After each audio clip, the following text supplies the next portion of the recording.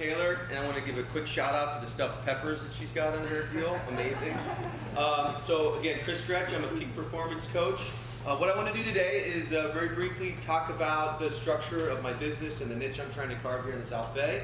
And for the last 5 or 6 minutes, I wanted to give you a brief snapshot of the kind of tools and the kind of talks that I'll give to kids, adolescents, young adults, really any competitor. My passion is for kids, my passion is for adolescents, because my struggle started then and there, so that's what I'm doing. So real quickly, the idea for me is, and the niche that I'm creating, is to go out and talk to teams, talk to groups. The reason being, number one, I love it. You know, I love speaking now, I love speaking always. I just love speaking, okay? And the other thing is that I want to put out there this idea, these ideas of sports psychology concepts that kids can use. I can put it to a 5-year-old age, as Russ knows. I can put it to a 10-year-old, a 9-year-old, a 14-year-old. So I try to modify my message to their understanding. The second thing is for me to develop relationships with the kids and the coaches and the parents. And the best places for me are places where the kids, the coaches, and the parents have some synergy. That's why high school is a challenging environment now, because of the world we live in. Most parents hate the coach, and because most parents hate the coach, most kids end up hating the coach too, and the synergy is not there. So, so I'm in the community, I'm talking about sports psychology, I'm getting that message out, but then what also happens is I become known as Coach Stretch. I do have a clinical psychotherapy practice, and I have about 8 or so clients that come in and they call me Coach Stretch.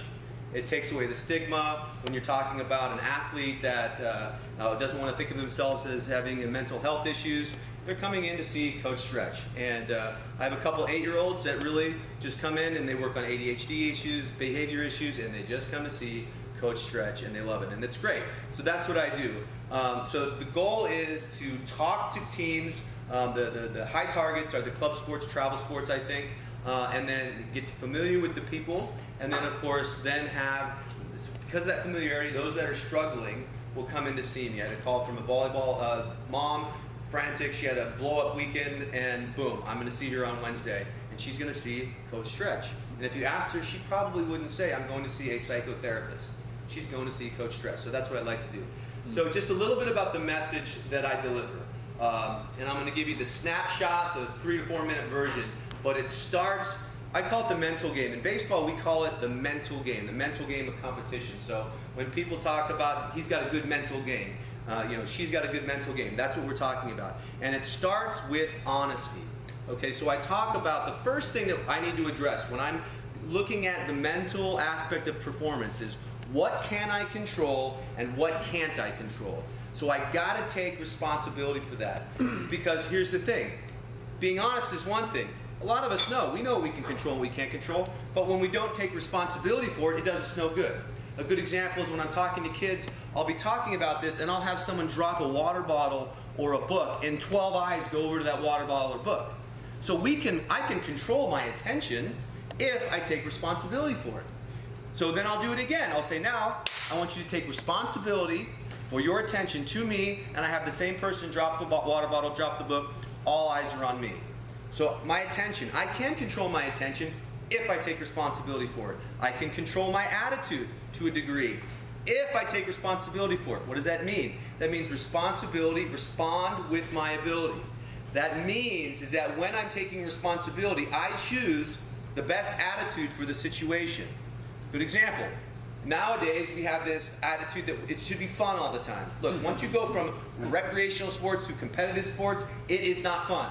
We are human beings. We are competitive. We want to win. We want things to go our way. And anybody that's a competitor knows it just doesn't always go your way. So when we set kids up with this, and you talk to these parents, and they say, why can't it just be fun? It's not always fun, right? So that's a great example. So if I'm setting myself up to have fun, which I cannot control, and I show up to a practice, show up to a game, and I'm not having fun, boom, there went my day.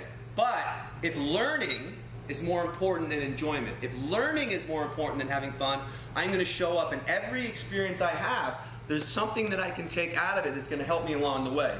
So that's a great example, that learning, having that as being a very important factor in everything that I'm doing is going to help my attitude all along the way. And then from there, the other thing I control, if I take responsibility for it, are my actions.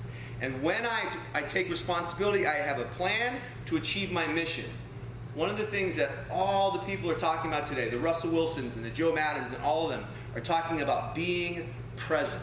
And the problem that we all have is, when I'm trying to be perfect, it's very hard to be present.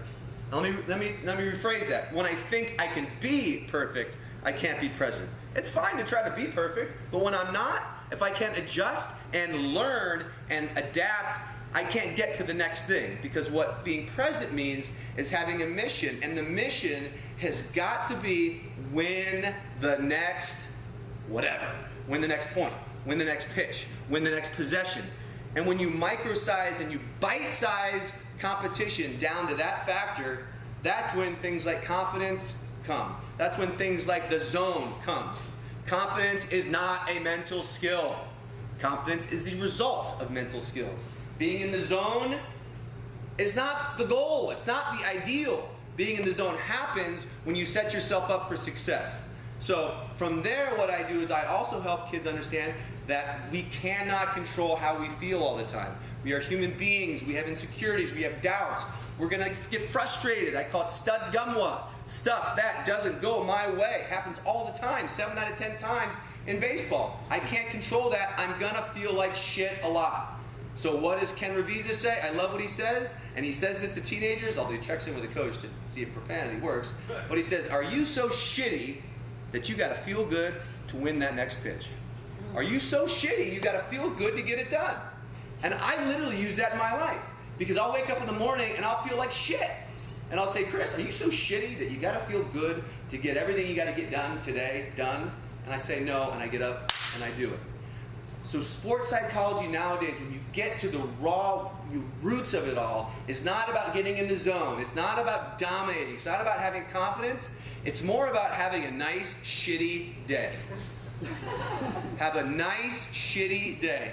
And I'll tell you the greatest story about this that Ken talks about is Anthony Rizzo, first baseman for the Chicago Cubs, right? He had 2 hits, no errors in Game 7 of the World Series. After the Indians came back, and all of a sudden this 116-year drought it might be, they might not get it done, right? Anthony Rizzo comes in the dugout and he looks at David Ross and he says, I'm an emotional wreck. And David Ross goes, well then breathe. And he goes, no, I'm really an emotional wreck. He goes, well then really breathe. Okay? I tell kids that all the time, because what it means is he didn't feel good. He had a nice shitty day. There's no way you can be an emotional wreck and feel great. But what did he do? He got it done. He had 2 hits. He contributed to the success of that team. He had no errors. He wasn't a liability in the field. So think of the resilience that comes when kids and athletes stop telling themselves that I have to have confidence to succeed. I have to be comfortable to be okay. And I can get comfortable when I'm uncomfortable. I can compete and get it done no matter what. And all I have to do is win the next point, the next pitch, the next possession. That's it. Break it down to that, sports is fun again. Fun's not the goal, but sports can be and will be fun at that point. So that's what I talk to kids about, and thank you very much for letting me talk to you.